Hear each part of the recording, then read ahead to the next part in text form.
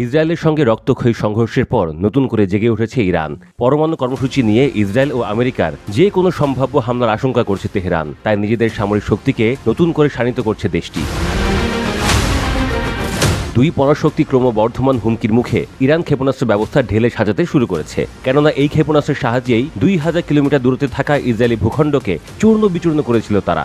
এছাড়া কাতারে থাকা মার্কিন বিমান ঘাঁটিও ক্ষেপণাস্ত্রের আঘাতে কাঁপিয়ে দিয়েছিল ইরানের সামরিক বাহিনী।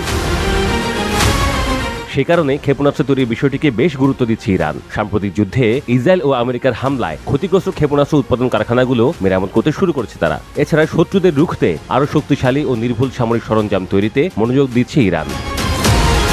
উপগ্রহ থেকে পাওয়া ছবিতে দেখা গেছে ইসরায়েলে হামলায় ক্ষতিগ্রস্ত পারচিন ও শাহরুদে ক্ষেপণাস্ত্র তৈরি কারখানাগুলোতে নির্মাণ কাজ চালাচ্ছে ইরান। এখানকার আগে যে ভবনগুলোতে মিক্সার রাখা ছিল সেগুলো মেরামত করা হচ্ছে। তবে সলিড ফুয়েল ক্ষেপণাস্ত্র তৈরির জন্য খুবই গুরুত্বপূর্ণ প্ল্যানেটারি মিক্সার এখনও ইরানের হাতে আসেনি। ওই যন্ত্রটি হাতে এলেই আবারও পুরো দমে ক্ষেপণাস্ত্র তৈরি শুরু করতে পারবে তেহরান।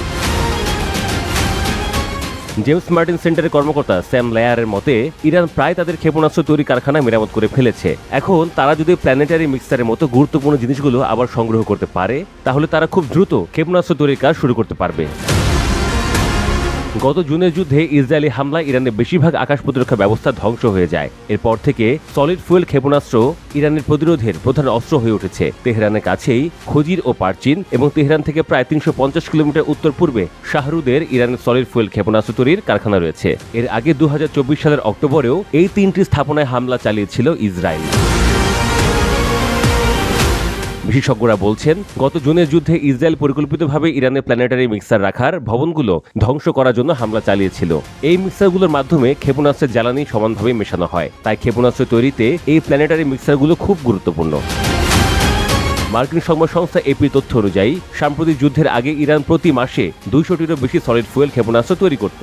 তবে যুদ্ধে কারখানাগুলো ক্ষতিগ্রস্ত হওয়ায় ইরানের ক্ষেপণাস্ত্র তৈরির সক্ষমতা কিছুটা কমেছে। পশ্চিমাদের ধারণা, ইরান নতুন ক্ষেপণাস্ত্র তৈরি করতে চীন থেকে মিক্সার এবং প্রোপ্যালেন্ট কেমিক্যাল সংগ্রহের চেষ্টা করতে পারে। এর আগেও চীনের কাছ থেকে ক্ষেপণাস্ত্র তৈরির প্রয়োজনীয় সরঞ্জাম কিনেছিল ইরান।